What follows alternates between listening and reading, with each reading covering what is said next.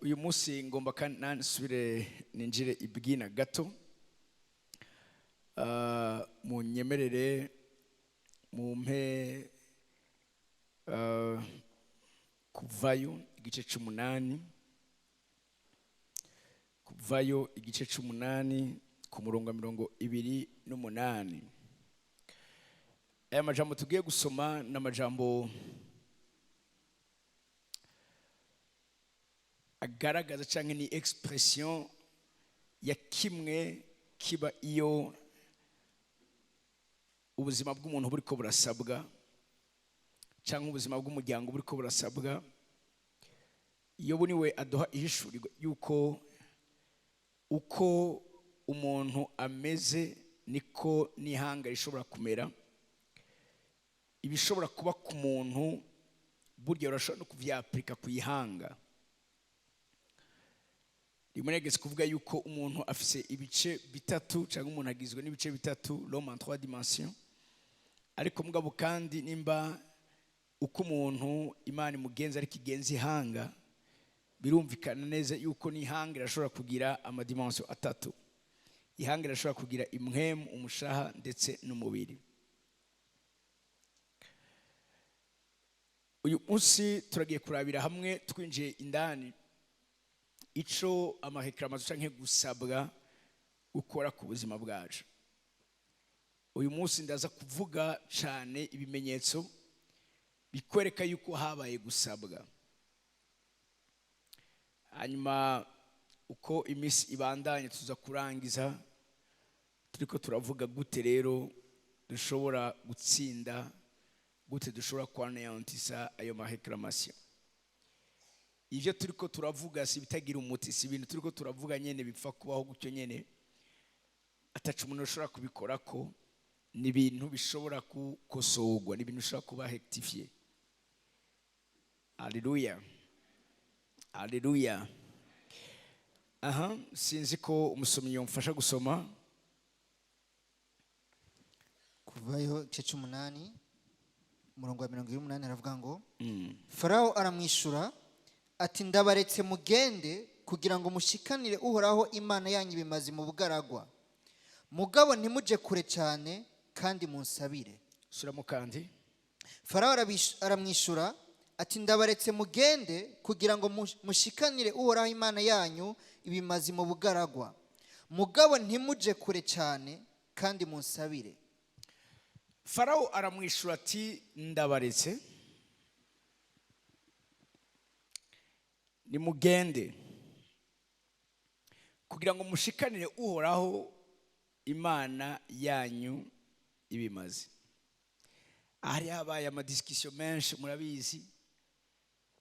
Yari yabonye ibihano byinshi biteye ubwoba bitandukanye. Imana yagerageje kumukonvenka kumwe nabwiza kure kure hanga ry'Imana. Yari yabonye ko vy'ukuri Imana bano bantu mu mahekramation tuvuga hariho n'amahekramation spirituel mugabo ari akozwe n'Imana. Hano na Imana yari yabasavye. Ariko raba kino kintu arababwira ati nimugende, barekuye mugende mushikanire uhoraho Imana yanyu. Ndi convaincu ko mushobora kugenda, nta kibazo binteye ko mugenda, nta kibazo binteye ko muvaho ngaha mukagenda. Mugatsi yavuga ngo mugabo ntimuje kure, nimugende mugabo ndabakeneye hafi. Nimugende ariko sinkeneye ko murenga, nimugende ariko ndakeneye ko muguma ahantu ndabagumiza ko amaso.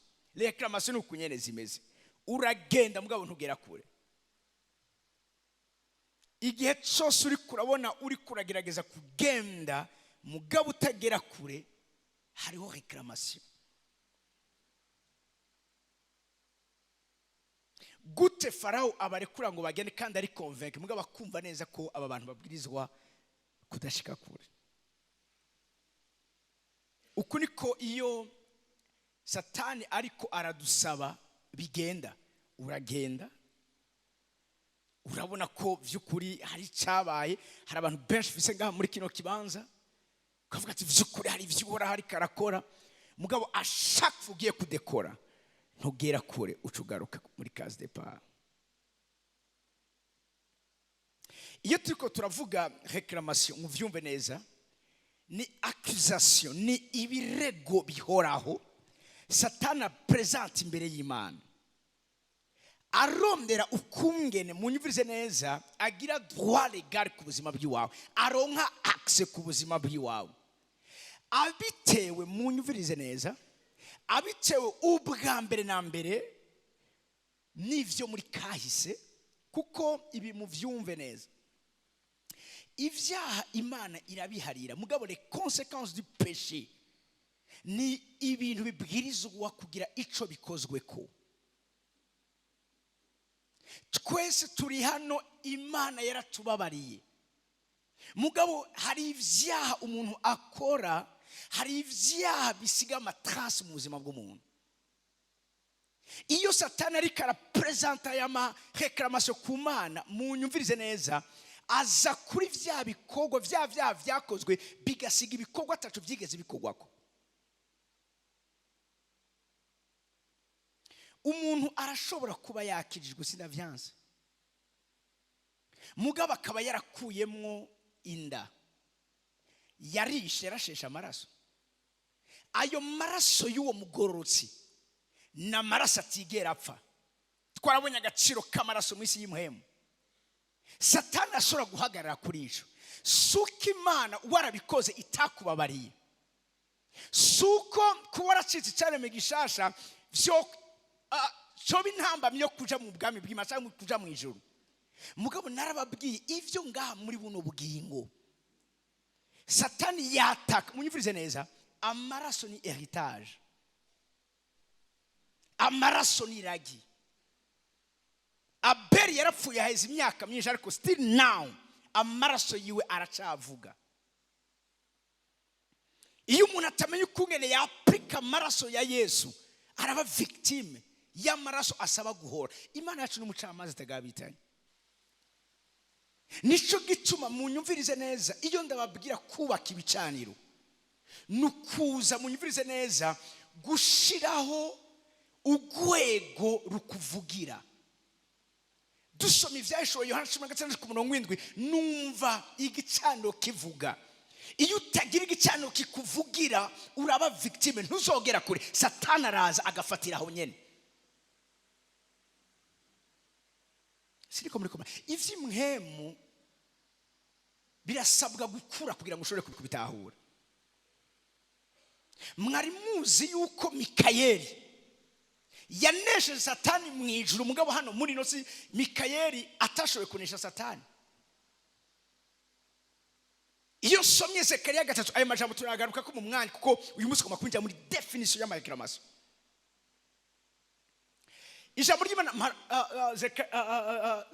Zekariya 3 mugubane naje gatoya kuko mubwiza gutahura bino binyegezwa hama mugende mugire kure kubera iki umaze imyaka n'imyaka ugenda utagera kure mugabo ukaguma atacu bikorako ico nikikwereka naho nyene warasabye kona woshobora kubona ikibazo mugabo ntiyumve ko ugira courage yo gushaka kwitorera inyishu iyo ni réclamation nuva amen meze neza Alleluia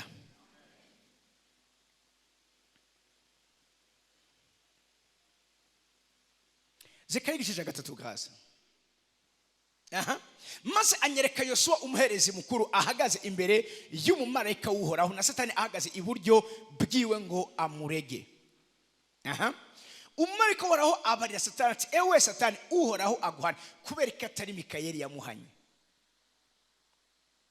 Mikayeli hano muri nosi munyumvirize neza nta droit légal afise kunesha Satani iyo ntayo yahawe mwijuru yabishoboye kubera yuko munyumvirize neza Mikayeli ni mhemu kandi yari yahawe uruhusha n'uburenganzira hama murabe kino kintu ubundi mu bijanye n'amaha Satani ararusha ha Mikayeli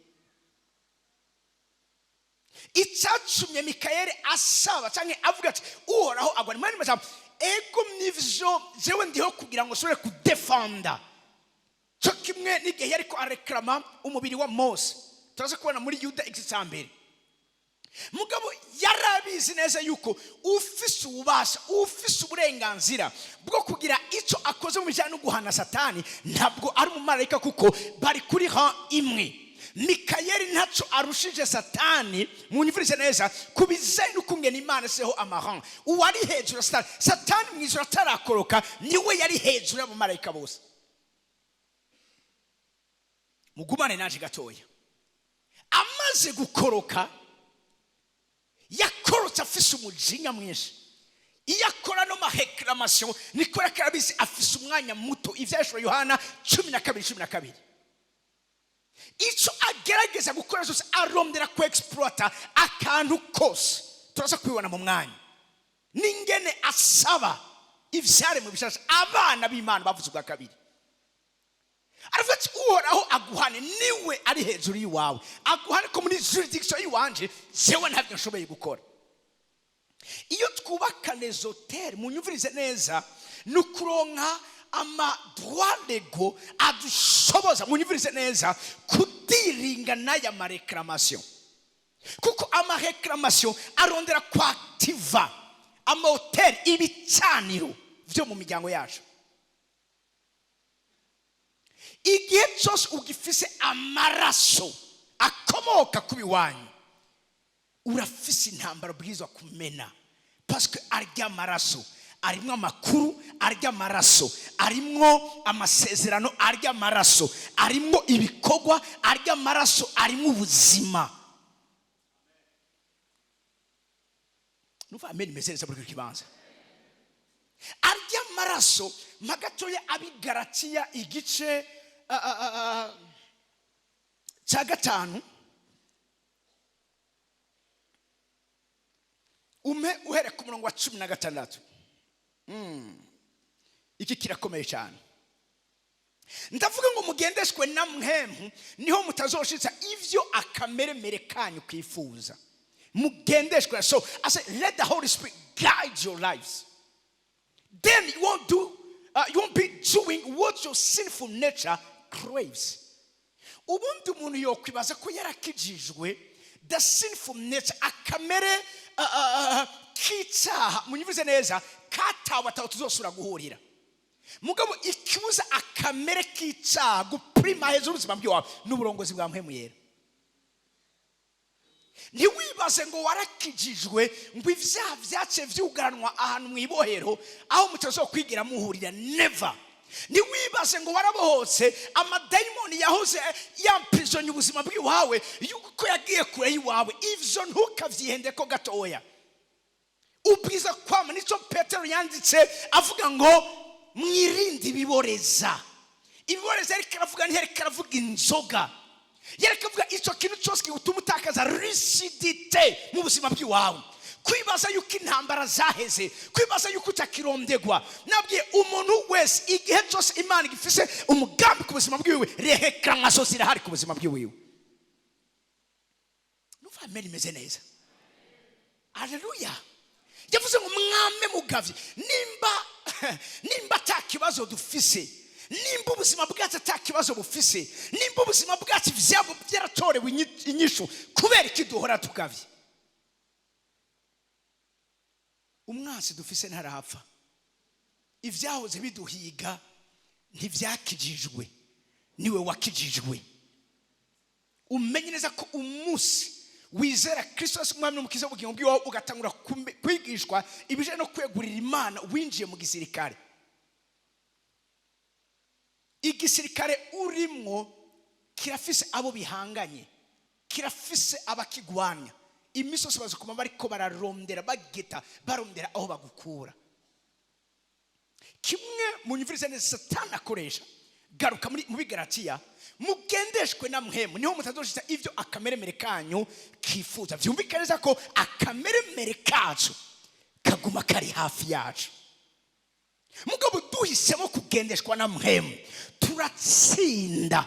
Mbabwira ikintu kimwe ntitureka gukora ivyaha kubera yuko ivyaha bitagishobora gukogwa na twebwe nuko tudevelopa ama mechanisme adutuma tutabigwamwo twambwiye cyose tuko turaneje. Nuva amen meze neza. Yesu yandika ico abateoloji bavuga muri mu vyashoro Yohana bayita l'évangile de Jésus Christ, ubutumwa bwiza bwa Yesu ku mashengero.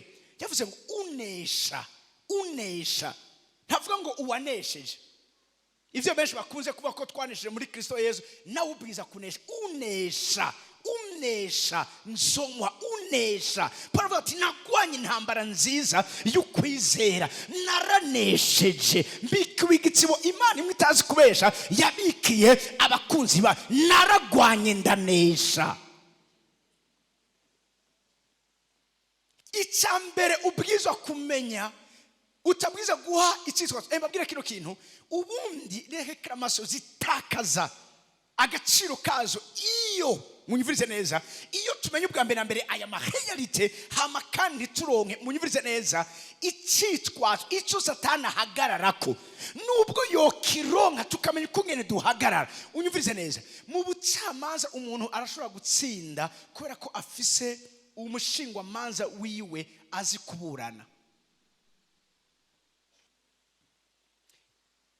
Abakunda matere realite, hariho famille muri Etats-Unis izwi cyane iri populaire yitwa famille Kardashian. Famille Kardashian, umuntu wese yasirimusa agomba kuvuga, agomba kwigira nk'umu Kardashian. No mafilime arakina ati ushaka kwigira umu Kardashian. Ni famille tunze cyane gose, wumva nyene babaho muri extravagance iteye ubwoba. Ariko ugiye kuraba uwo Kardashian yari umwavoka, aburana urubanza abavoka bose batinye, kandi by'ukuri urwo rubanza ariko araburana rwari urubanza rw'umuntu nyene adeza gutsindwa. Urazi yuri kurabwira umushinga manza umwavoka wawe, uramubwira ingene ibintu bimeze, hari gakubwira ati ariko nimiburi nzosaba bagucire umunyoro w'imyaka mikeya, mugabo uko no burana kose ntushobora gutsinda. Urwo rubanza wowe ntibari banagwakire, bari barutinye. Kardashian aragwakira, agwakiriye araruburana kubera yuko yarazi ukungene aburana, ararutsinda, kandi rwa rubanza rwo gutsindwa. Kuva ico gihe ibinyamakuru biramwandika, baravuga ivyabaye, uko niko yatanguye kumenyekana. Batangura kuza baramuzana imanza abandi banse, imanza zigoye, yaziburana akazitsinda. Uko niko yabaye umutunzi ateye ubwoba. N'uyu munsi famille yiwe iracavugangwa.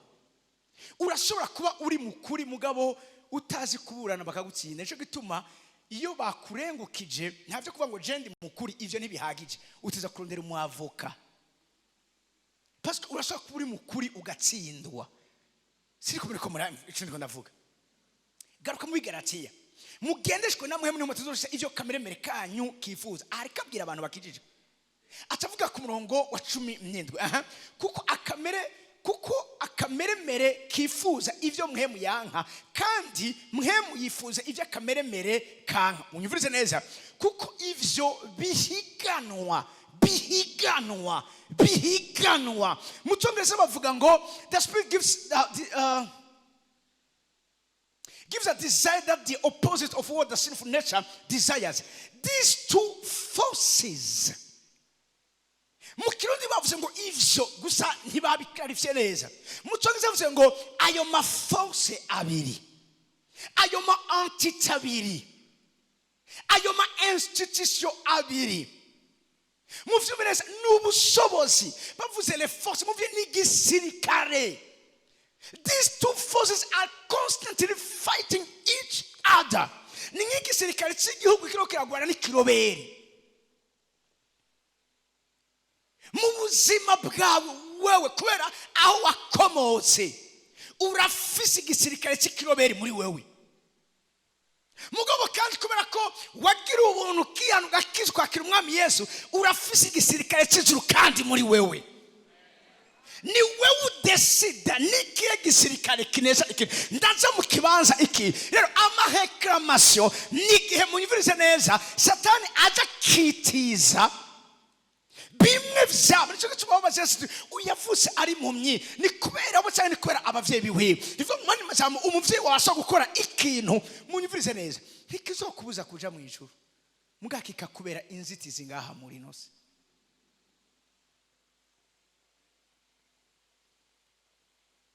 C'est une force. ubwizwa kugwana nayo. Haleluya. Warakijijwe, je vais bien. Mugabo ubirija birivuga ngo Satani ntiyigendera arondera ico afatirako. Muvyo akunze gufatirako harimo la vieille nature yawe. Namatwe rava akameremere k'umuntu wacu wa kera kameze nk'akaronko kuri twebwe abagabo ubwano. Igihe cyose nzoba ndiko ndabaho nzokwamamera ubwano. Mugabo duhuye nka samedi ku mugoroba washaka gusanga atabwanwa afise nabumoye. Mugapfa guhera iminsi 2 wabwagarutse. Uyu mushatsi nuko nyene kiretse bafise la calvitie ubuhanza. Nayo ubundi tuguma turiko turagira iki, turiko turamwa. Abanesha muri buno bugingo nabafise kwiyumvira iki kintu. Nintagira ico nkoze ku bwa kamere kanje ka kera karashobora kuvyuka. Kana mwebwe murabizi ntimwama muri ko muragwana na wa muntu wanyu wa kera. Ntimwama nonga muri ko muranigana. Hari umuntu warafise umuntu we wa kera kwari gupinga ibintu byose wumva, ibintu byose tumva, ibintu byose urumva ni kubipinga. Ari abantu atanicura heza kuvuga aba yamaze guheza kugupinga. N'ubu mwanya ari abantu bariko barampinga bari ngaha. Ni wa muntu wa kera yazananye nawe mu ishengero. Hari umuntu mukuza ngaha yagumya nigana impuzu ndayama ariko mwaye impuzu kumengo ni gufiya ariko mugabo ntacu mbona umengo ntacibaye waniganye uruhuka uju yambaye nubwo muri kurayimanura. Bavuze ngo ivyo bihiganwa, these two forces are constantly fighting each other. Ntibavuze ngo vyaragwanye biraheza. Ni ikintu kiriko kirakoreka. Uravyumva n'uyu mwanya nyene, n'uyu mwanya turinga intambara ziriko ziraba. Nezi intambara zo kwama ziriko ziraba. Tuzokwama turiko turagwana kugeza umuntu aheza kugwana ari uko apfuye. Kari mu vyumve yuko ari n'abapfa intambara zikabandanya. Mose yarapfuye intambara zirabandanya. Muri kimwe cabujije Mose gushika mu gihugu cy'amasezerano n'umuntu wiwe wa kera yitwa ishavu. Munyemerere gatoya genda mu itanguriro igice cya 49. Oh God.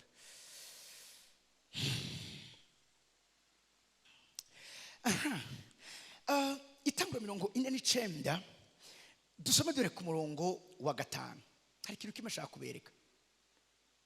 Simeyoni na Lewi baravukana. Uni Yakobo ariko arazegira atanga amaprofesi avuga amateka y'aba bana. Aravuga ivyo muri kahise akavuga n'ibizo muri no muri kazoza. Aravuga ngo ibigwanishwa vyabo ni ivyicanyi bakoresha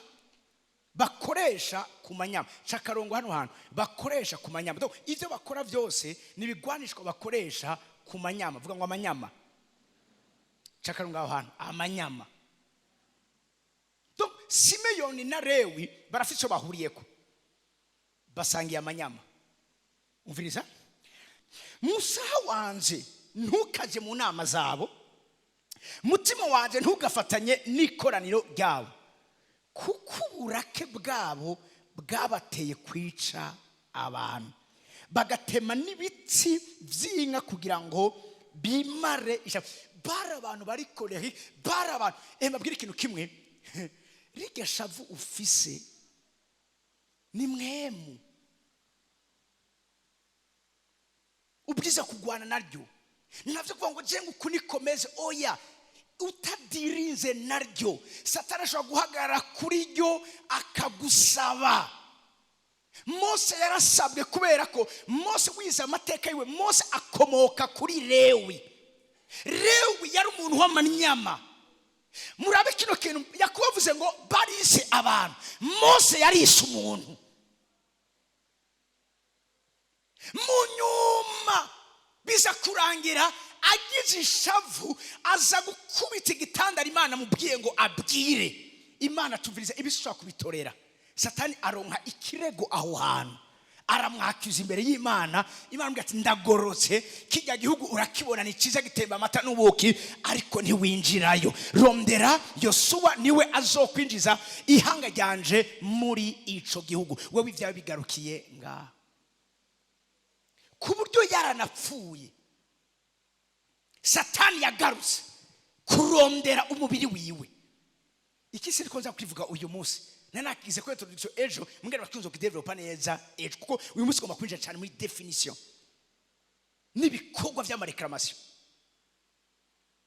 Lakini yazize akomoka kuri Lewi. Iyaza kuba yaramenya amabanga mwe muri ko muramenya, namutwe nibabwire ejo nawe babwiye. Yobu ntiyasomye igitabo cya Yobu, Mose ntiyasomye Pentateuch, vya bitabo bitanu wenyene ubwiwe nitwe turiko turabisoma. Tushobora kugwa mu erreur abatwitangiye imbere baguye. Nico gituma birija muri Imana tubwira ngo mwitegereze inzira z'abakera. Imana irabizi neza ko ukuranirwa kwacu harimo yuko tubanza kugira patrouille. Ico nababwiye ku munsi w'ejo, tukaraba inzira z'abakera, tukamenya ati iyi nzira ntishika. Abagwanisha ibigwanishwa bahagaze ku manyama yabo cyangwa ibigwanisha by'amanyama bakagira amashavu, ntaho bigeze bagera. Nimba umaze kubona ico kintu ugifite gucenga umuntu ashavura ngo cyangwa ngo yashavuye, diringa naco. Uri kuraha Satani inyenda muvano ya ndyogo igizotuma adugira kugira ngo asobore kugusaba. Abantu bangaye batakaje mu mariage yabo kubera kutadiringa n'ishavu ryabo n'ingeso zabo. Ivyo umuntu yubatse kabisambura mu mwanya mutoya. Kubera iki? Uraza Satani iyagusaba, Satani yasavye Petero, Satani yasavye Simoni. Ntiyabwiye Yesu nkeneye Petero, yavuze nkeneye Simoni. Ikiracho nzocinjiramo hanyuma. Nabagenzi biwe bavuze ngo Satani yaba Simoni niwe yavuze ubwa mbere. Satani yaba sabiriwe ngo nabandi bari barimo. Nico gituma bitantangaza kubona Yesu atanguye kubabazwa bose bagenda. Uwo yasenge niwe yagarutse. Nawe nyina amareklamation ni Satani yamarika reklama Petero ku rugezo rwo hejuru, ku buryo n'ishengero ryatanguye naho nyina aje aramureklama. Aha kugwa n'ishengero rigiye mu kirengero kubwiwe riramusengera. Ibi byo turakora samedi na dimanche muri clôture. Nuva amen imeze neza. Alleluia. Genda mwibuke ya jambo. Genda mushikana Imana imazi, ariko ntimugere kure. Ntimugere kure. Reclamation ziviza yuko utagera kure. Ngira umuntu hende bati tuzogera kure, kuko turiko turamenya impamvu zotuma tutagera kure. Nuva amen yanyu muri kiro kibanza. Twegegwe imbere gatoya.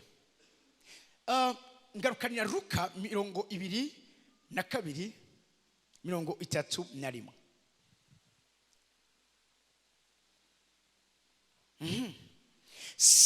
Simoni raba, Satani yabasavye ngo abagosore nk'ingano. Wow. Twari twarabonye kwa Yobu ingene Satani yasavye Yobu, mungani twari tuzi ko no mu gihe ca Yesu amareklamation abandanye.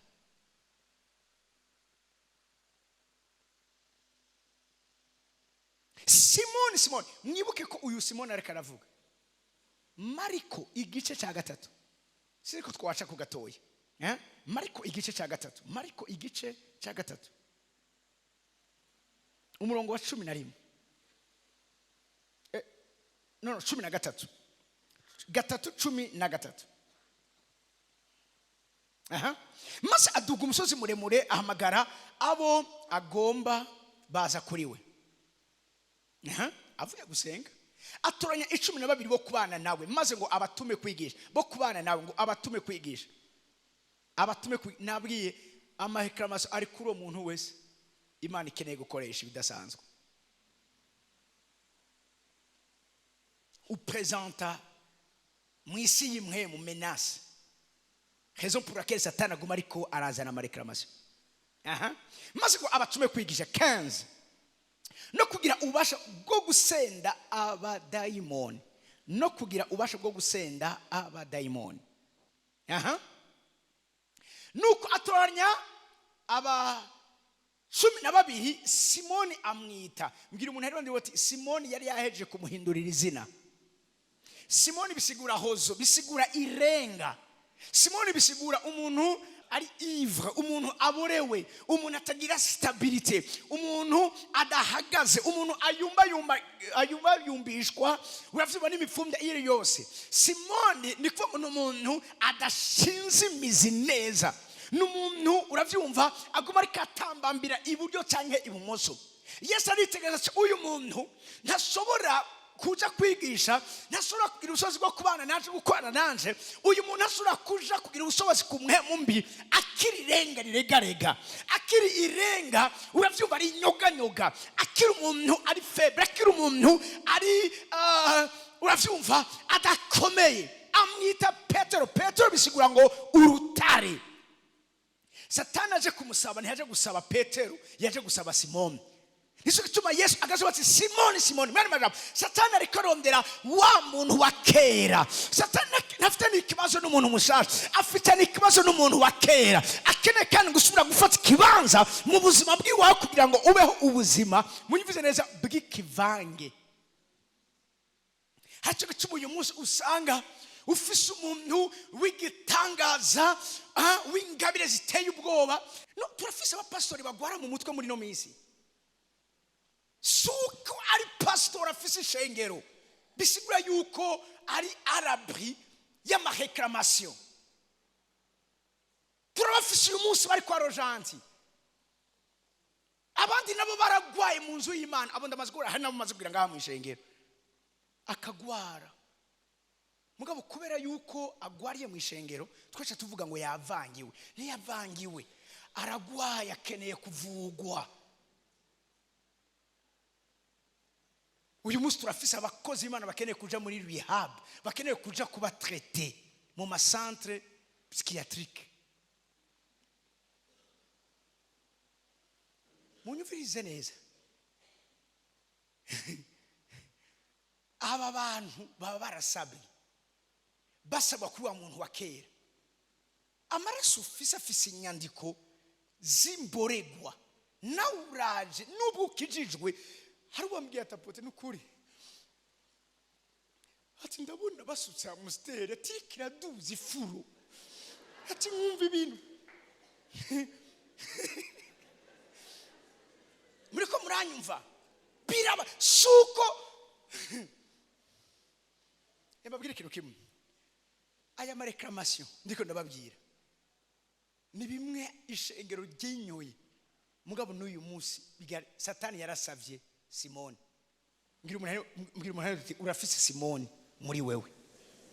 Mumbwira uti urafise Simoni. Haleluya. Simoni yari yamuhinduriye izina, ntiyitwa Petero. Mugabo Satani yaje arondera Petero nako Simoni, wa muntu wa kera. Mbwira umuntu ati n'uyu munsi Satani ashaka arondera wa muntu wawe wa kera. Kandi agomba kubwira ko n'intambara ubwiza kwa mige cyose uri kuragwana. Bamwe uyu munsi bari muri iryo bohero rya mpimba kubera ko umunsi umwe Satani yasavye umuntu wabo wa kera. Ico gihe yabasaba bagira ishavu, bamwe baracumita abantu, bakubita abantu, barabica. Suko yari umupagani, mugabo ni Simoni yasabwe. Muriko muranyumva? Haleluya. Somera gatoya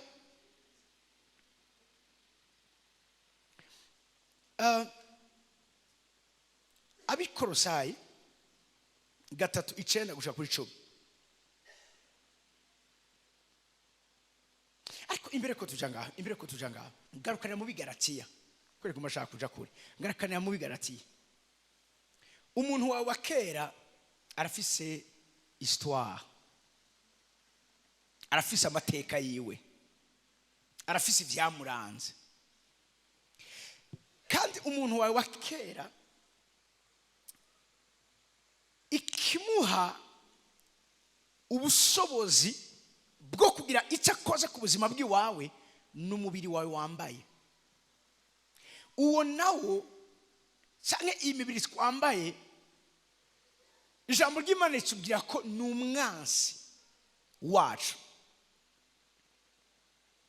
Unyumvirize neza, uzokwama igihe cyose uri kuragwana iyi ntambara ya kamere ari umuntu wa kera hamwe n'umuntu mushasha wacitse. Impamvu si kubera ikindi, iyo ntambara izobangurukanywa umunsi twambuye uyu mubiri. Imhemu yawe yarakijijwe, umushaha wawe uri kurakizwa, umubiri wawe ntuzopfa ukijijwe, uzokizwa wa munsi Yesu azoza kudutora. Ukiwambaye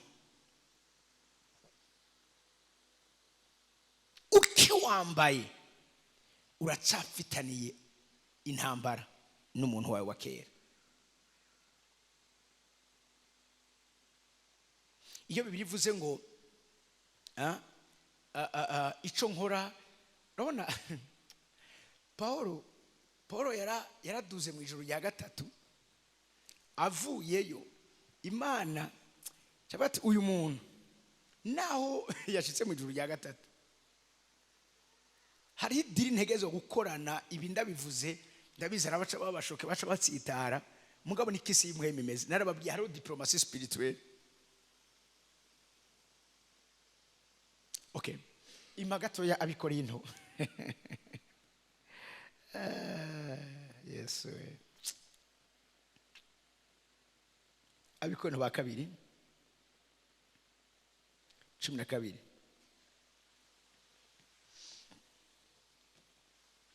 Gutwara umwanya neza. Okay, ntacu reka nsome nihuta. Reka dore ku murongo wa mbere ntacu nsome nihuta kugira ngo bumve neza amarekera amasi kugira ameze. Numva mpamigwa kwirata. Wow, naho bitagira ikimaze. Ariko ngira mvuge ivyo kwerekwa no guhishurirwa n'umwami wacu. Nyarukiriza, ndazi umuntu muri Kristo Yesu yaduganywa akajana mu ijuru rya gatatu. Ubu hashize imyaka 14. Namba yari mu mubiri simbizi, namba atari mu mubiri simbizi, bizi Imana. 3. Kandi nzi yuko umeze atyo, namba yari mu mubiri canke namba atari mu mubiri simbizi, bizi Imana. Yaduganywa akajana muri paradizo akumva ibitokumvwa, ivyo umuntu atemererwa kuvuga, ivyo umuntu atemererwa kuvuga. Mwijuru ari amabanga umuntu hana munoze atemererwa kuvuga. Ndamagaze kugirirwa ubuntu inshuro 3, Imana ikantembereza mu ijuru. Hari ivyo ushobora kubona mugabo udashaka kuronka vocabulary ukoresha ngaha kugira ngo ushobore kubisigura. Ni kari karavuga abagira ubwo buntu bwo kujanwa muri ico kibanza barumva imvugo. Hari ibintu mu ijuru biriyo bitari ngaha mu isi. Mu ijuru hari bikorwa bidafise amazina ngaha mu isi. Ushatse kubivuga ucubegeya, ugatusanga uri kuvuga mu ndimi zitamenyekana. Ndazi cyo ndiko ndavuga. Ivyo umuntu atemererwa kuvuga. Nyarukiriza, ikinakeje 5. Kubumeze atyo ndirata, ariko kubwandi sino kwirata atari intege nke zanje. Wow, avuye mu ijuru mugaje akaravuga iby'intege nke. Umviriza, nogombye kwirata sino bayigifu, kuko no bamvuga ukuri, ariko sizeho umwana majambo ndabirese kugira ngo ntihagire umwiyumvira ibiruta ivyambonako canke ivyanyumvako. Aragarutse kamwe araheza seti. Umva rero, aha niwe muga hari yindi nama yindi yabaye kubimwereke kubijyana ikintu cyabaye. Iyo nama ngi conclusion yagezeko, kandi kugira ngo noye gutegwa kwisira hejuru birenze urugero mbitewe nuko nahishuro ibirusiza kuba ibihambaye, nico cyatumye mpabwa igisata mu mubiri, intumwa ya Satani yo kunkubita ibipfunsi ngo noye gutegwa kwisira hejuru birenze urugero. Tugumane gatoya, avuze ngo kugira ngo noye gutegwa kwisira hejuru birenze urugero mbitewe nuko nahishuro ibirusirije kuba ibihambaye, ni ibintu birenze urugero. Reba nico cyatumye mpabwa. Yarihaye, yarahawe. Yahawe nande? ijya muri Yobu igice cya mbere guhera ku murongo wa 6 na Yobu igice cya kabiri guhera ku murongo wa mbere, ijya yavuganye na Satani akavuga ngo ego mwivyo, ariko man ijya yabwiye Satani genda mugabo ntukore ku bugingo bwiwe. Ni nayo yamuhaye intumwa ya Satani, niyo yatanze uyu mambasaderi wa Satani. Iramubwira ati umviriza, genda ugire umuseke bipfunsi, genda umukubite. Mu kumukubita bamwe bavuga ko yamuteje ingwara idakira, abandi bavuga yuko yagize infection y'ijisho akamana umwosoro umwanya wose. Raba kino kintu, kubera ko ari intumwa yahawe, hantu mutegerezwa kuba ingingo zifatirwa zitabwiza gufatwa mudahari, arico Yobu yazize. Raba kino kintu umurongo w'8, kandi kuri ivyo natakambiye umwami wacu 3 ngo kigira iki kimveko. Yatakambiye Imana kangahe? 3 ngo bigira iki bimuveko, ico gisata kimuveko, iyo ntumwa Satani imuveko.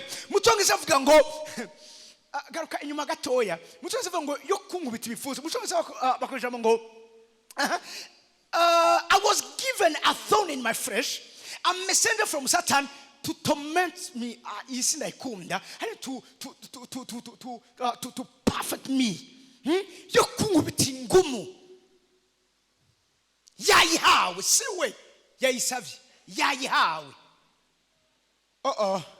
Ndiko ndababwira ko Satani n'Imana baganira, mugaca mutsitara munacara abana. Iyo ageze ko bagwana baragwana, mugari igihe Satani nawe akoreshwa n'Imana. Mwanyumvise birivu ikimbwira mu Dawidi ryo hishurirwa, avuga ngo vyose nabasavyi b'Imana, vyose nabasavyi b'Imana. Bavuze vyose, hari igihe Satani aba umukozi w'Imana mugihe kana nasa n'ari umukozi w'Imana, mugabo hari igihe Imana ishaka kumukoresha nk'umukozi wayo. Nk'iki gihe niwe yabonye ko ari qualifié kugira ngo ashobore kuyikorera iki gikogwa cyo gucisha bugufi Paulo. Mugabo kandi ku bantu b'imhemu, aha rero ngoma ndabivuge mu buryo bwa spiritual cyo ku rwego rwo hejuru. Ni Satani yasavye Imana, ni Satani yakoze reclamation, ni Satani yasavye Imana. Munyumvirize neza ko avuga ati uyu muntu nyene ubwibone buri kure yiwe azokwibona. Nimba ukeneye ko atibona uyu muntu nyemera ngere na musekagure. Imana ati sawa, genda ubikore. Ibi siniko tubivuga uyu munsi, sindi umwanya, ariko mugabo kandi ibi nivyo vyabaye no kubijana n'urufu rwa Ahabu. Imhemu mbi iraza imbere y'Imana, irabwira Imana ati jewe mpico kiraka Mana, ndagenda ndamwoshe ndigira umuvugishwa. Ayo majambo ntimuyanze. Imana ati uko nyane bivuze genda ubikore gutyo. Iyo utari umuntu w'Imana ati ibi birabaho yo Imana irakora ibi. Imana sibijanye n'ibibi, nibijanye n'ubuzima, nibijanye n'ivy'imhemu. Mu itongo rya Edeni hari ibiti bibiri, hari igiti c'ubugingo hakaba n'igiti kimenyekanisha yes. Mwerekana babwire ko igiti c'ubugingo ni ensemble y'ivyiza n'ibibi bigiye hamwe, kuko ndazi ko nawe urashaka kubishinga intahe. Hari ivyiza vyafashe kibanza mu buzima bwawe kubera ibibi vyabanje kuba.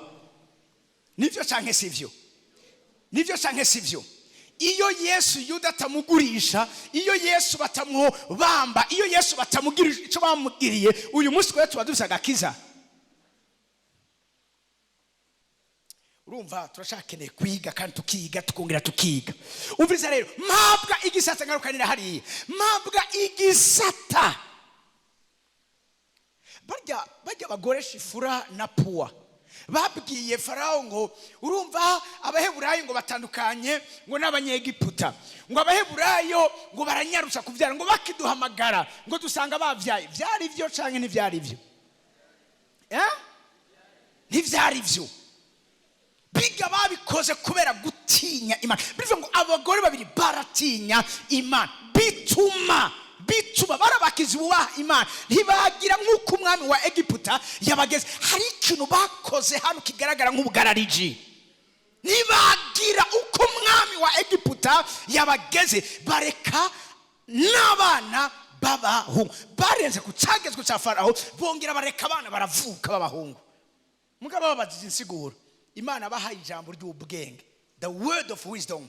Ati mumubwire ngo abanyegiputa n'abaheburayo kazi baratandukanye. Abaheburayo mu kuvyara baranyarutse. N'uyu munsi rero hari abantu nguruma nkeneye kuvyara nk'umuheburayo. Oya, abaheburayo ntibavyara bigira uri kuravuga uti nkeneye kuvyara nyarukije, kuko abaheburayo ntibanyarutsa. Ni sifura na puwa bemvansi kikinyoma kubera ko bubaha Imana. Amen. Meze neza muri kino kibanza. Ni vyiza ko mwiga ijambo ry'Imana. Ngarukani na Paulo ndashaka ndavuga reclamation. Yo ni bande bantu bariko bafashwa muri kino kibanza. I'm telling you, ugiye kugenda ugere kure kuruta aho Farawo yari yibaza ko ushobora kugera. Nuva amen message muri kino kibanza. Mabwa raba kino duga ni King James. There was given to me a thorn in the flesh. The message of God, to buffet me. To buffet. I was given. See where we high. Haro reclamation yabaye hanyuma conclusion iza kuba Imana ati okay genda. Yari kazira reclamation. Wait. Uviriza kandi kubw'ivyo natakambiye umwami wacu gatatu ngo kimvemo. Umviriza inyisho y'Imana 9. Arambarira ati ubuntu bwanje buraguhagije, kuko ubushobozi bwanje buhingurirwa mu ntege nke. Nuko cyane nzonezerwa kwirata intege nke zanje ngo ubushobozi bwa Kristo bunzeko. Yasenze gatatu Imana yanga kumukiza. Amubwira ati umviriza uyu mwanya nezererwa ubuntu bwanje, nibwo bwonyine buguhagije. Ati ubushobozi bwanje buhingurirwa mu ntege nke. Buhingurirwa mu ntege nke. Haleluya. Ubu ni Paulo yahawe intumwa birazira musekeza. Tuje rero muri Luka, ngende nibaza ko hano ngiye kurangiriza. Hari ikintu kimwe shaka kubereka kandi gikomeye cyane. Nababwiye amahekramation nke ugusabwa ni accusation. Satani n'umurezi ni birego Satani atanga yibajije cyangwa ahagaze ubwa mbere na mbere kubijanye n'ibyaha bifise ama consequences vyasize atigeze atorega umuti.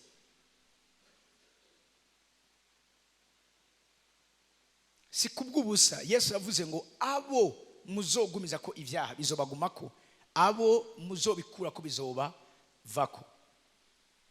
Ivyo Yesu ntareko abivuga kuri we, yareka abivuga ku ntumwa ziwe. Mu bubasha intumwa zahawe harimo kugumiza ko icaha umuntu cyangwa ukimukurako. Anguma muri ikintu kimwe. Petero mu vyakozwe n'intumwa igice ca 5 harabo yagumije kwicaha. Uwo n'umugabo witwa Ananiya n'umugore we witwa Safira.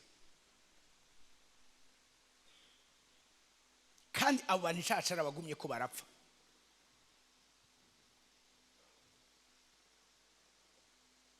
Hariho icegera c'umwami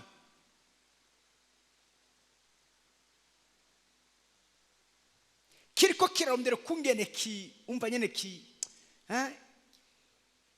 gitera confusion umwami yoye kumva ijambo ry'Imana. Paul aduntumiwe yari umugabisha canke yari iki mpayo majambo. Ako kanya acagira uruhumi, atangura kugenda atariko arabona iyo ariko araja neza. Serugiyo yagenda na duginyuma gatoya. Baramiza basha muri ico kizinga cyose bashika Ipafu, basagaye umugabo w'umunyamareba, umuraguzi w'ibinyoma, yari umuyuda, izina ryiwe ni Baryesu. Yagendanira Serugiyo icegera ca Kaisari umuntu w'ubwenge uyo ahamagaza Barunaba na Sawuli ashaka kumva ijambo ry'Imana. Ariko Eruma uwo munyamareba izina ryiwe riko risobanurwa arabahariza ashaka guhuvya ico cegera ngo nticizere. Umviriza kino kintu ico Yesu yavuze ngo uwo muzoharira ivyaha bizoharigwa, uwo muzobigumiza ko bizomugumako. Raba kino kintu ini autorité spirituelle. Ariko si umuntu wari we wese afatiye ingingo. Hari abantu hano muri no Imana hayo ubasha bwo kubabarisha isi icago cyose bakeneye, naho buri umwana w'Imana ico bavuze ico gicika urubanza mw'isi y'imwemo ruba rushinzwe. Ntuzoreka kuja mu ijuru mugabo hano muri no hari abantu bariko barazira imivumo iri ku buzima bwabo kubera ivyo bakoze, hama baravumwa n'abafitiye uburenganzira. Ashaka kuba umuvyeyi wawe, ashaka kuba umuvyeyi mu buryo bw'imwemo, ashaka kuba n'umurezi wawe.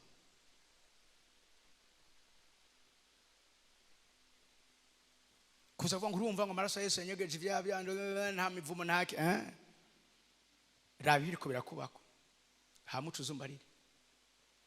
Raba kino kintu Sawuli ariwe Paulo yuzuye muhemu yera amuhanga amaso.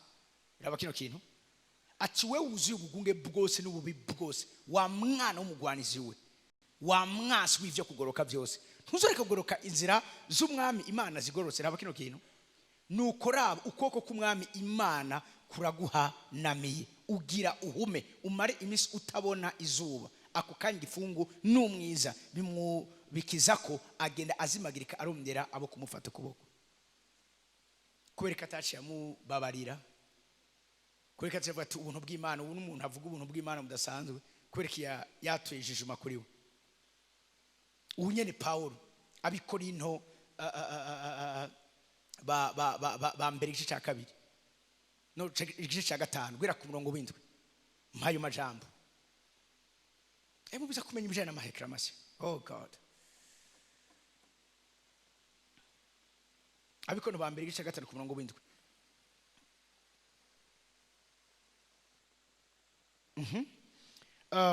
Gwera ku murongo wa mbere haravuga ngo inkuru yamamaye hose yo muri mwebwe hari ubusambanyi, kandi ubwo busambanyi butoba no ku banyamahanga, umuntu gucikiza mukaze ngo amwabire, namwe mukikakisha ntimubabare. Urumva bazize iki?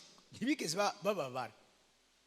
Cyo babwira yuko ministère apostolique ni ministère y'aba gatekeepers, n'abantu n'inderetsi n'abashibamyi bakubita imbwebwe zikere kuza mu ishengero ngo zigirire nabi ubwoko bw'Imana. Paulo raba kino kintu ubusambanyi buri ko buraba, abantu nabo ntibigeze bababara. Gucikiza umuntu mukaze mu murongo wa kabiri. Namwe mukikakisha. So you are so proud of yourself, but you should be more mourning in sorrow and shame, and you should remove this man from your fellowship. Kubera ko batabikoze agomba abikoze nabi cyane. Umvizwe naca abikora kubwanje naho ntariho ku mubimana majambo, though I'm not with you in person, nubwo tutari kumwe nyene presence physique. Raba kino kintu, but I'm with you in the spirit.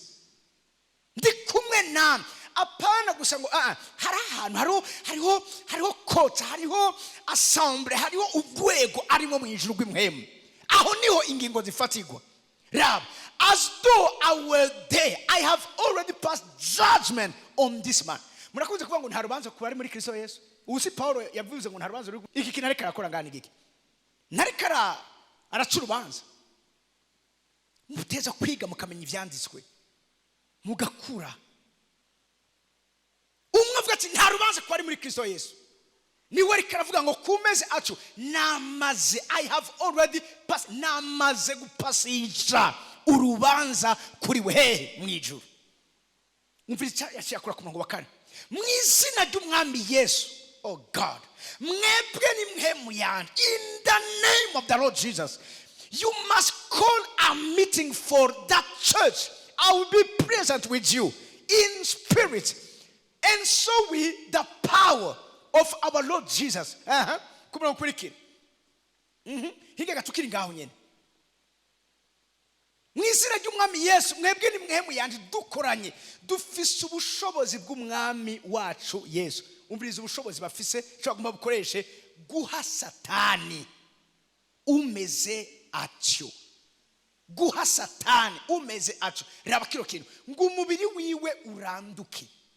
Nabwiye ama reclamation ari ku giti c'umuntu, ari ku giti c'umuryango wiwe, ari ku giti c'ivyo atunze, muga kandi n'ama reclamation ku rwego rw'igihugu.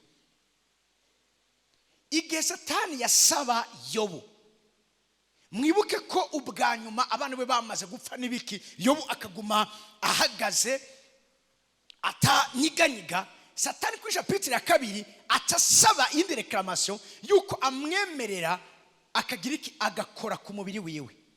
Magatoya Yobu igice cya 2 ku murongo wa mbere. Gumana nanje gatoya. Ndazi ko imisi igenda niko bigenda biba clair. Amen. Undi munsi abana b'Imana baje bashengere Uhoraho, na Satani azanana nabo gushengerera Uhoraho. Na Satani azanana nabo gushengerera Uhoraho. Iri nico yakangahe ya 2. Donc Satani kuja mu ijuru ni ibintu bisanzwe, aragenda akagaruka agasubirayo.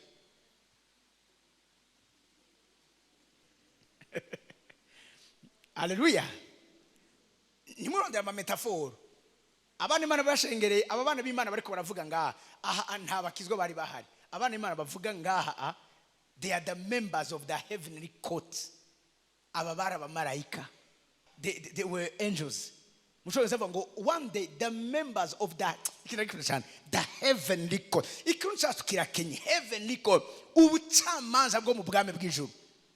Come again to present themselves before the Lord. Mani maja harama assembly harahora ba mu ijuru bakiga. Mu mabanki wakene gutanga amakredi uravyumva hariho bahita gute comité de crédit hari inama ibanza kuba turi mu nama ya bavuga gute ntaba banki barakorana bakaraba bakiga kayu umuntu ati uyu muntu turavye kayu dossier yiwe ego ibi aravyujuje mugabo ikinacho bagaharira hari igihe asobora mu nyumvirize neza. Oh God, yo babwira ikintu kimwe, urashobora kuba ukwije vyose muga akagira umuntu atakwiyumvamo akavuga ati ariko jewe numva umengo uyu muntu ntitwomuhira ideni, je ndabona umengo umuntu azoturiha. Iyo habuze irindi jwi rivuga ati ariko sha ivyo bivuze wisunze iki ngo defende kayi wawe, barakwima. Hari abantu benshi umviriza n'amadosiye abadakwiye mugabo kubera ko hari umuntu amufasha ukuboko akamutwara kwa directeur, uravyumva wa gestion mbe bahita gute ya service ijya ya makredi bahita gute ni kredi nyene nivyo vuga none nta direction yo yibaho ya kredi ni service kredi gusa nayo nyene hari amanu zayifise mugabo urumva hariho ubujejwe risk hariho utwara service kredi peut-être ashobora kuba na direction utagira umuntu muri abo akuvugira baca baraba babandi bazanywe na naka babandi bashobora gusorora babandi hari ikintu kindi ntimubibayemo nimubizi bo abajene mwebwe ntacu tuzobibabwira hanyuma ndiko mvugana n'abamaze guhura n'ibintu bimeze nka gutyo umuntu bikaba vyose bya ariko hakagira umuntu ati jewe numva ntamwiyumvamo numva umuntu tutomuha intuze ntayo bago hatabonetse undi muntu adefenda dossier yiwawe barakwima kandi barufise ivyangombwa vyose no mwisi muhemu nuko nyene bimeze. Nico gituma ndabigisha les hôtels umuntu ashobora kuba ari kararenganywa benshi barako bararenganywa ataco bazira. Mwanyumvise nabo barakorana the heavenly court came again to present themselves mubiki kugira batora amategeko. Some of them are judges n'abacamanza nibo bavuga ibigiye kuba nibo ni inama ikorana. Usomye ivya Zaburi 42 urabona kandi Imana iri hagati mu ikombe ry'izindi mana Satani nawe umviriza abana b'amarayika b'ijuru, ariko nawe nubwo yakorowe hari igihe nawe nyene ahora atwarayo ibirego. Haleluya. Bene muzi ko guverinoma n'ikiroberi bashobora kuvugana bagahana imbohe. None niba bavuganye ugira baba bariko baratukana, ingene bandaba baravugana, tuzohurira ahanana, muzotuzanira abo mwafashe natubazanire abo twafashe, bakaza bakabahana atarusase ruvuze. Satani abo ya kabiri araza, umviriza rero ngaha aje ya kabiri. Ubwa mbere nuko atamwanya mfise, ubwa mbere aha yari amaze kubura abana biwe nibiki. Umviriza ubwa kabiri atuvuye he? Satani jurora ati mvuye gukwiraga nababwiye, I was patrolling the earth, watching everything that is going on. Nubu uravyumva guma ari karageta arondera kuri kirego. Umviriza ku murongo wa 3, urabasatsi bega witegereje umusavyi wanje Yobu atawuhanye nawe, iki kintu kirasubiyemwo. Umviriza erega akomeze kugoroka kwiwe gushitsa nubu, aha n'Imana ikamwishimako. Waramutwaye abahungu n'abakobwa, waramukora ibintu byose wari wasabye kumukorera, mugabo wabonye ko yakomeje kugoroka kwiwe gushitsa to Imana yari fier na Yobu. Mugabo umvirize Satani, maze Satani ishora ati amagara akabwa yandi. Ewe Yobu, amagara akabwa yandi. Mbere ivyo umuntu atunze vyose yobitanga ku magara yo, ariko arabwira Imana turazi bigana twaye cyacumya guma hagaze, nuko sinakoze kugikomeye kiruta bigana twaye. Ubu rero nyemerera nduge kandi kwini ngazi yindi. Amagara akabwa biga ivyo atunze abana ibiki nasura kubigeranya cyangwa kubishira hamwe n'amagara yo nabiheba kugira ngo aronke amagara yiwiwe. Mugabo rikarondera ikindi kirego kindi. Nyavuriza ariko fa gutuma ukoko kwawe utere amagufa yiwe n'umubiri wiwe, urabe ko atazokurogotako imbona nkubone. Aha rero niho Yobu yatsata kugira ikibazo cyo ku mubiri. Kurako uyu mubiri twambaye, kurako usanga ari umwasi wacu n'umwasi w'Imana. Uyu mubiri Satani arabukirimbirako, amarekera masara bukirimbirako, ibicano bikabukirimbirako. Uravyumva uyu mubiri umuntu atamenye kungene ashobora kubakira defense amacroture vuye gutudahanga bwa cyangwa ama security yawe, nawe nyene urashobora kugira iki gukora psing. Umviriza ku murongo wa 6, ntumva kavuze ati nyemerera nkore ku mubiri we no ku magufa yiwe. Uhora wishasira ati ehe ari mu kuboko kwawe.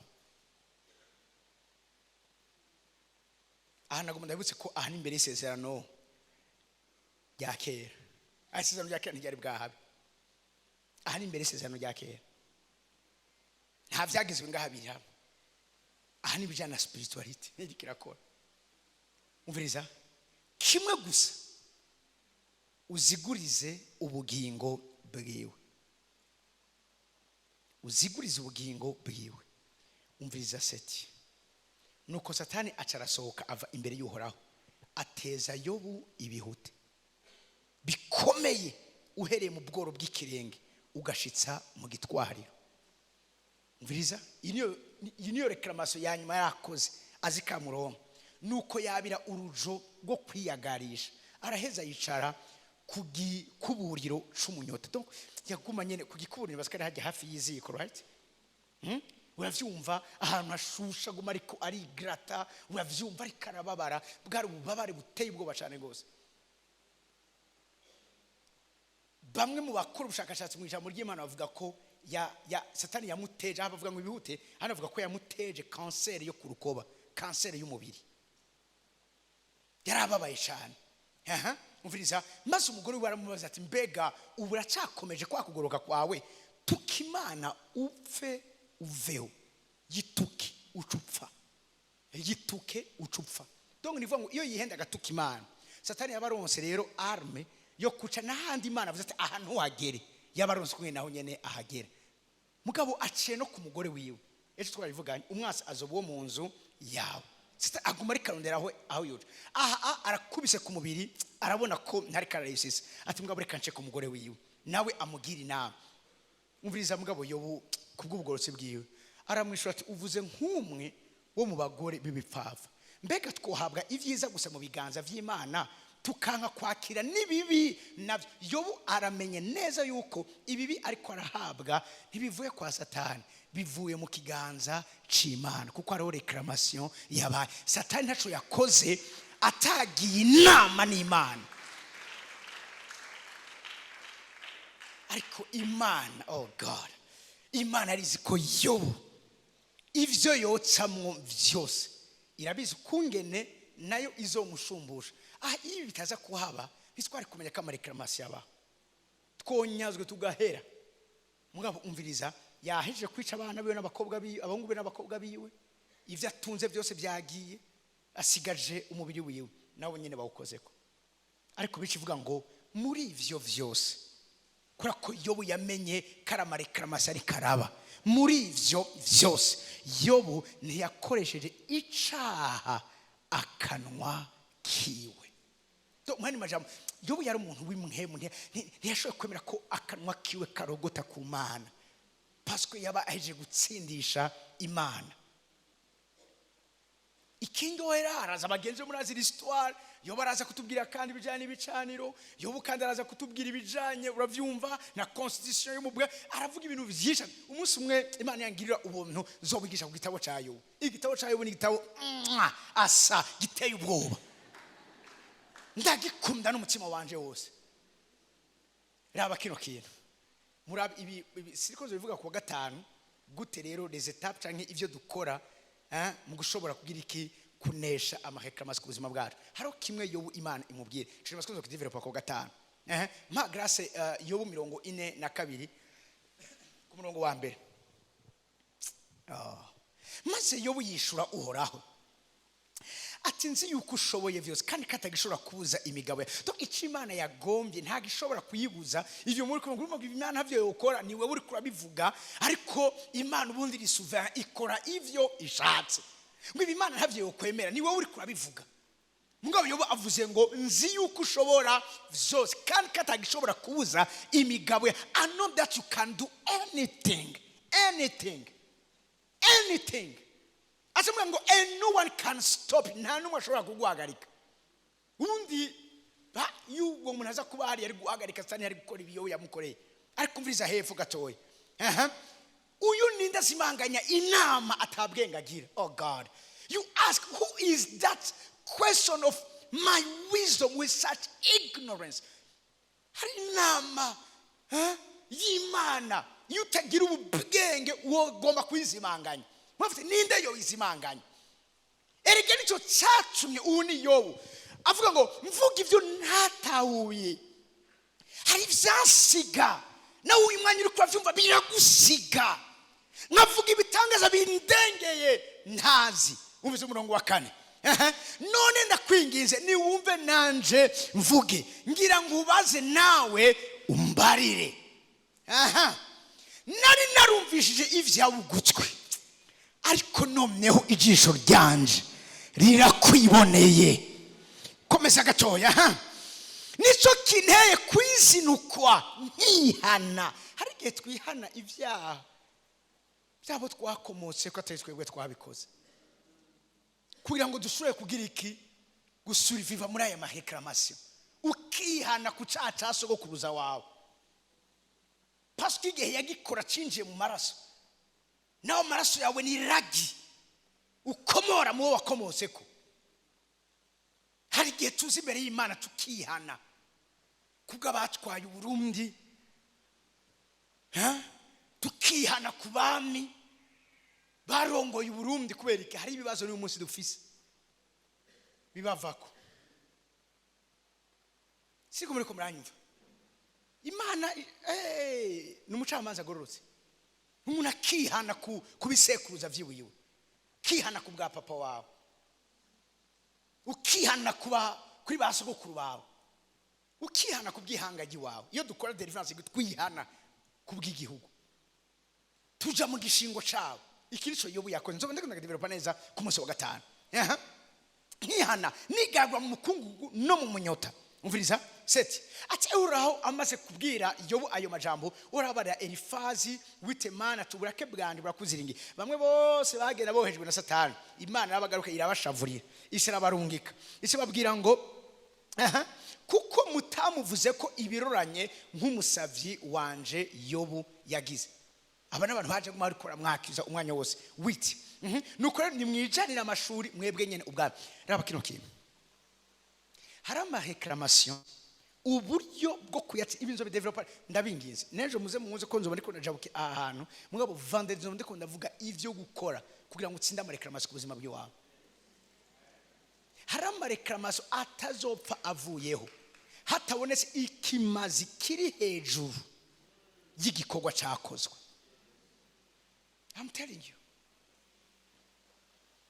Muriko muranyumva iyi vyakozwe bigera kure nawe urasaba gutanga ikimazi kigera kure. Nico gituma Dawidi yanse ingabire arabuna amuhaye mu mwanya yaraje kugira kubaka igicaniro kubw'igihugu. Yavuze ati ivyo umpa vyose turabigura ndaguha amafaranga kuko ntoshikanira ora. Iri principe ikisi cyagezwe muri vyagezwe vya Mose. Oya iri ni ihame ry'imhemu. Vuga ngo ihame ry'imhemu. Ihame ry'imhemu kuko ntoshikanira uhoraho.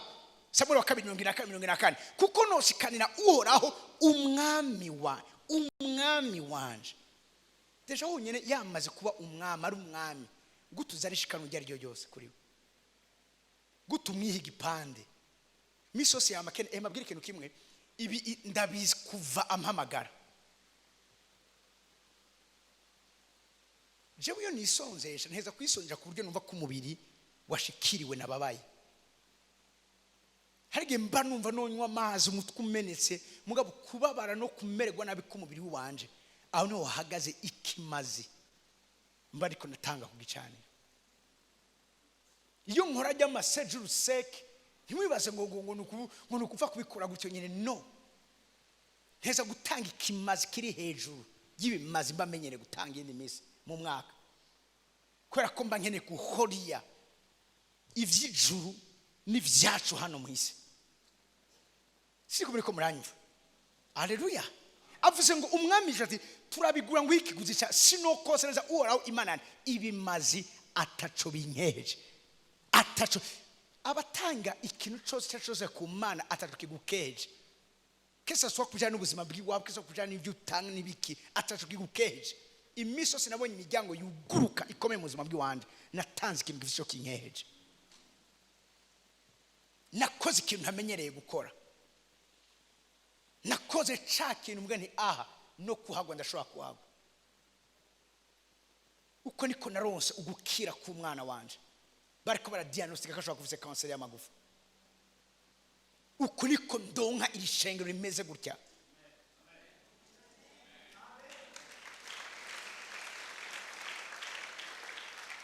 Muriko muranyumva. Ndazitere ndiko ndagwanira ko iyariyo. Haleluya. Sinoko shikanira ibimazi oraho ataco binkeheje. Ataco bivuga sura kano kan ataco binkeheje. Urazi birivuga ngo abana b'umwiza bacubwenge kuruta abana b'umuco. We arazi ukungene atanga ikimazi givico kimukeheje kugira business yiwe yamiriko ira prosper. Agatanga imfura yiwe, agatanga party y'umubiri wiwe.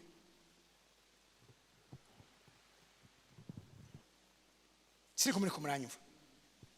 Notanga ikimazi ataco kinkeje. Abandi barazi kumwene batanga ifisi byo byakeje. Bakarenya muri buno bugingo. Niyo bafise ama poste clé. Nibo bicaye ku marembo. Akomeye yugurura inzira zikomeye hano muri nose. Kubera iki? Hari byo batanze. Nawe ugacuza tutaenda mbinguni pala la la la la uzogenda mugabo urashaka gushika yumeze nka Lazaro. Mwanyumvise muri ko muravyumva. Okay, ejo nzomena irindi banga rindi rikomeye. Ejo 18h30 tuba dutanguye. Abarimvye mwavyumvise mukora ivyo mukora vyose shengero mukaza mucerewe muzosanga natanguye. kuko ari ikintu nari sikoza kuvuga uyu munsi vraiment ibanga rindi rikomeye cyane nari sikoza gushira mu mwanya wanje ariko rendez-vous ejo mpagurike ku makuru yanyu.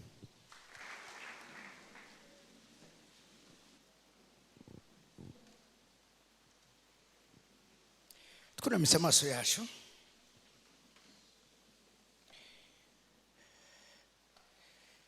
ndagomba dushima Imana ko mu buntu bwayo bwinshi yageze ko tugenda tukagera kure kandi atakintu na kimwe kizobihagarika, kubera ko turiko turamenya amayeri. Paul avuga ko utayobewe amayeri ya Satani, turiko turamenya amayeri yiwe.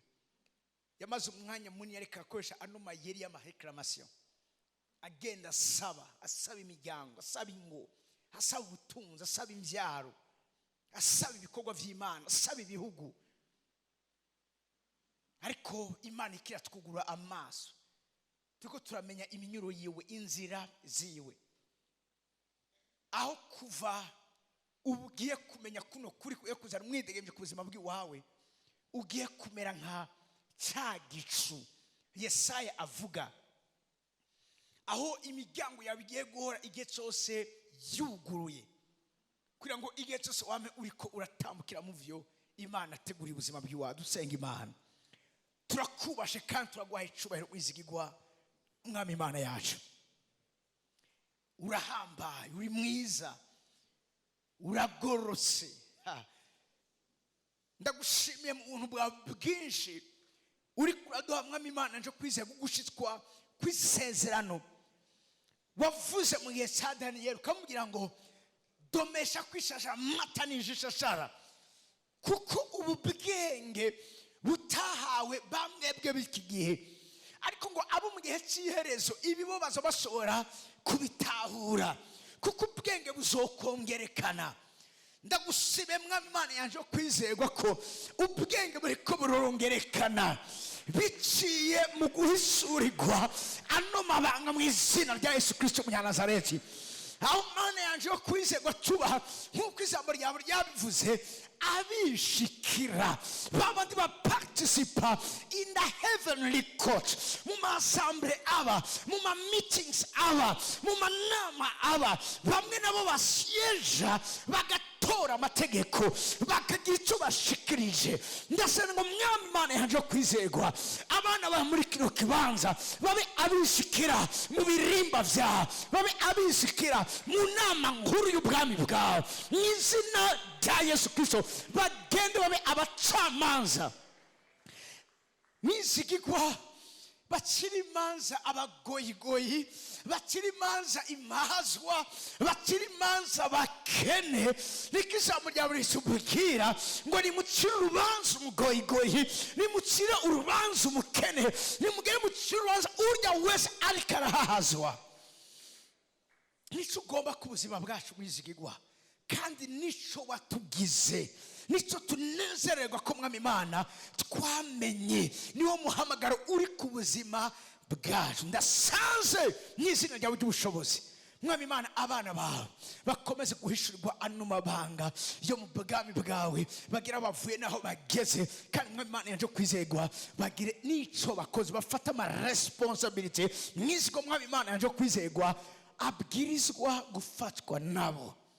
Uzobukoze wo kwizerwa Imana nziza kandi Imana ihambaye. Tukomeye amashyi menshi mu izina rya Yesu Kristo Umucunguzi wacu, amen.